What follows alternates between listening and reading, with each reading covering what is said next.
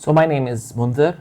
I am a Palestinian Christian pastor. I pastor at the Evangelical Lutheran Church in Bethlehem and Beit Sahur. I pastor two congregations. And I'm also the academic dean of Bethlehem Bible College. Originally, I studied civil engineering, was very involved with the IFES ministry back then as a student. After I finished my degree, I studied theology in the United States. I did my PhD then in England. And I've been part of Bethlehem Bible College as a theologian since 2005 and in the pastoral life since 2016 at the Lutheran Church.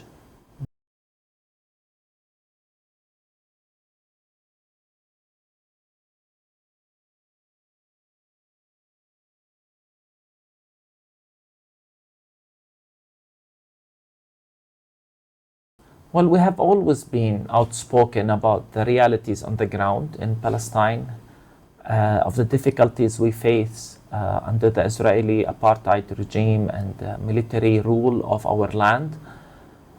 This is nothing new. We've always spoke about it, especially because the Bible is used to justify the oppression of our people.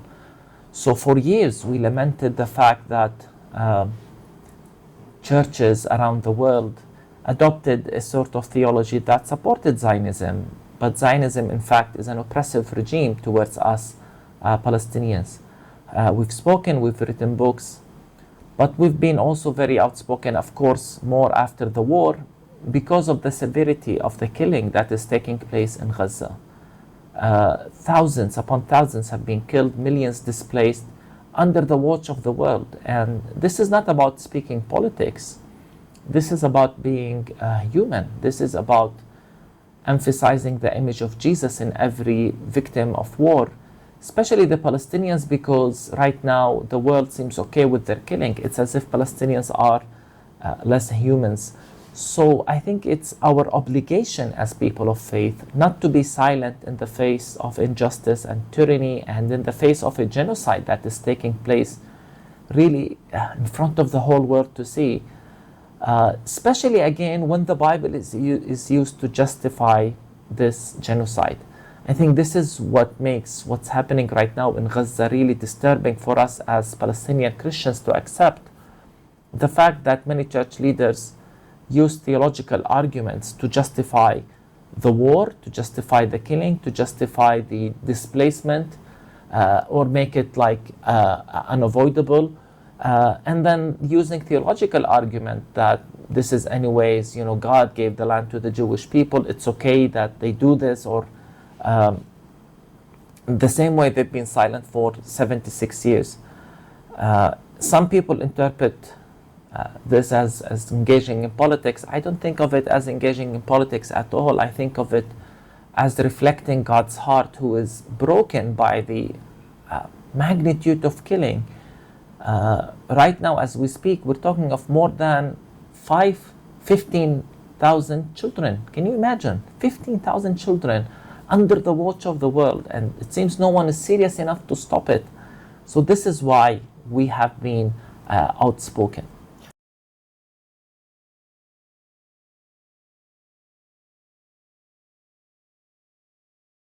So we are grateful that many are not silent, and the number of those protesting with us is increasing. Unfortunately, right now it's too late since many have been already killed. But the silence and even complicity of the church comes from different factors. One is the theology of Christian Zionism, which always looks at Israel as the good guys, which elevates the Jewish people and the Zionist ideology as if making it superior towards others, or entitled. If they are chosen and if God is using them in a special way, then it becomes okay.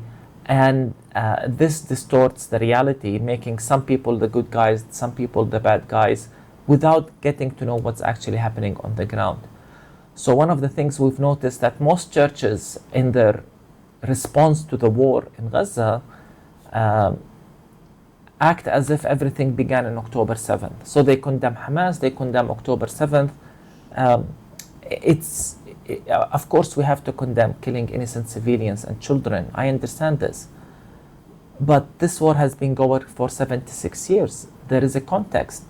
There is a systematic, continuous oppression that killed thousands upon thousands of Palestinians over the years and displaced millions. So why are you silent about this? Why do you only isolate October 7th? And again, the reason is this theology of Christian Zionism. And then there is also the notion among some that they don't like to engage in politics beyond praying for peace.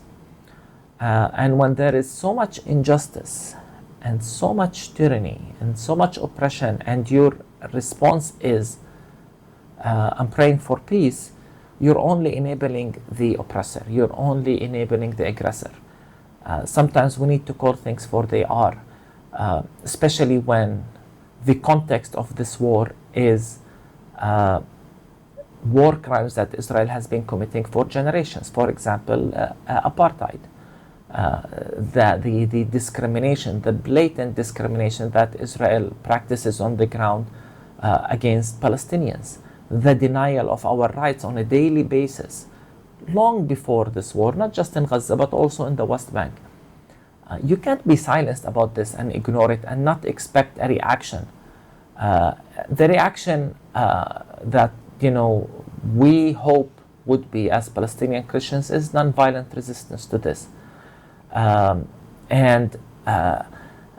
Because we don't endorse violence. But my point is, you cannot accept or expect people to be oppressed and then to be silent. This is my point. Ultimately, oppression will result in a reaction. And if you only target the reaction without looking at the context, this is where the problem is, I think. So years of Christian Zionist theology, years of relating to the context as if there is a conflict and only praying for peace, while not realizing that we don't have a conflict, we have oppression, we have systematic oppression of the Palestinians by an oppressive state. This is the problem, I think, that we are facing right now, and that has led to this response from the church.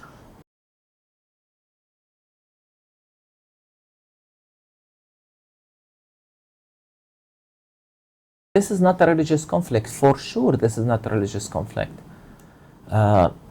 It's wrong and it's deceiving to portray it as a religious conflict. It's a political, and not just political. The problem we're facing is colonialism, precisely that. The Palestinians who are fighting the Zionist movement, the Israelis, I mean, are not doing so because they hate Jews. We are against the colonization of our land. We are responding to 76 years of ethnic cleansing.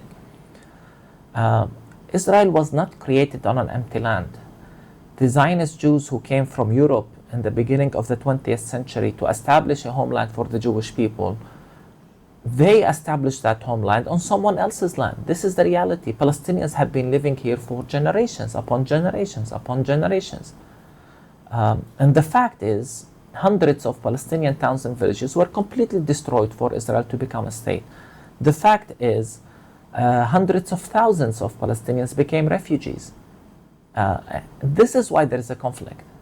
And then the fact is, for 76 years, Palestinians have been denied their rights. So it's not as if Jews and Muslims are caught in one land and are fighting. This is not what we have on the ground. It serves some to portray it as a religious conflict, especially in today's world when there is the characterization of good versus evil, with good being the Judeo-Christian tradition, evil being Islam. And it serves a certain ideology, a certain perspective to portray it as a religious conflict, whereas in reality, it is not a religious conflict. Again, the problem is the colonization of Palestine and the systematic denial of Palestinian rights on the ground today.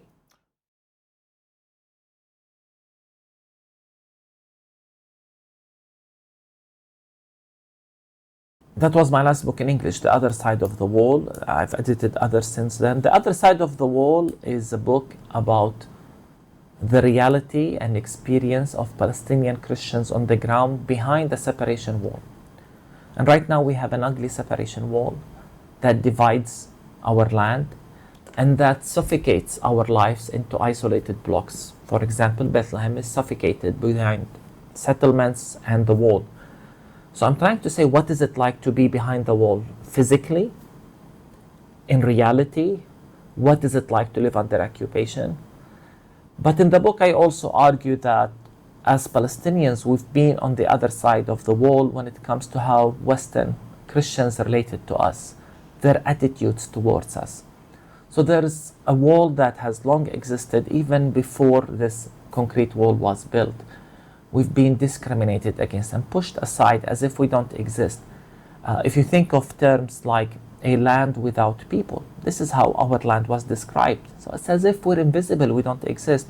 The same way the wall shields us today and pushes us inside, as I said, suffocates our life into blocks, into isolated blocks.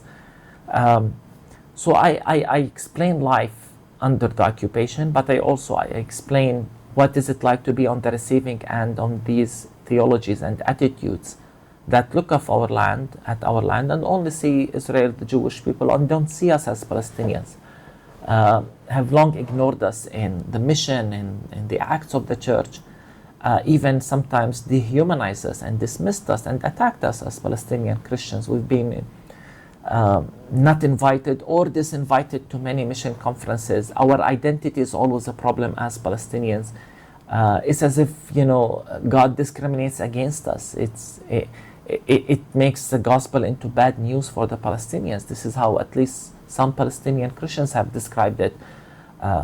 So I try to explain that through stories, through analyzing theologies that dismiss us, through explaining the political reality. So it's a mixture of all of that, and then try to articulate how we read the Bible.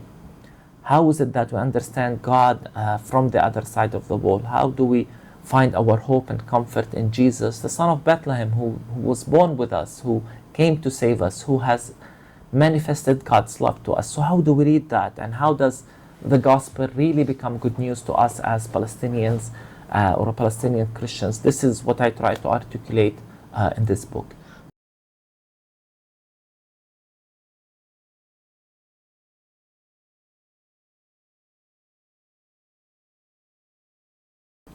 Well, first we have to reconsider the meaning of pilgrimage. Why do you come to this land? And if you're coming in search of an experience with God, is God really experienced in buildings? It's really important, and I know there is so much power when people visit the land, the sites, the place where it all happened. I agree, but there is much more than that to see. And actually, if we are, according to the Bible, God lives among people in hearts. He's found among the community. The story of this land is told by the people of this land. And it's hard for us to accept that millions come, not just, from all over the world, including from China, of course, as if we are invisible in this land. They pass by our towns, but they don't talk to us. They don't understand our lived reality. They don't understand the suffering that Palestinians face. And I ask myself, is this really walking in the footsteps of Jesus? Because this is why people come to the land, to walk in the footsteps of Jesus. But in reality, Jesus never visited old places. Jesus always met with people. So to follow in his footsteps means to meet people, to listen to stories, to show love and compassion, to experience the presence of God among those who suffer. So we love for you to come to our land to visit the holy sites for sure. But please take some time to engage with the Christian community there. Please take some time to pray with us, worship with us on Sundays, visit our ministries, see what we're doing on the ground, and also listen to our stories, listen to our pains, listen to our struggles as a community, listen to our hopes and aspirations as we live them and try to achieve them. And as I said, where is it that you experience God more? I have always said, if you want to experience God, go to a refugee camp, go to a place of suffering. This is where God was encountered. And we invite you to expand, at least, the concept of pilgrimage.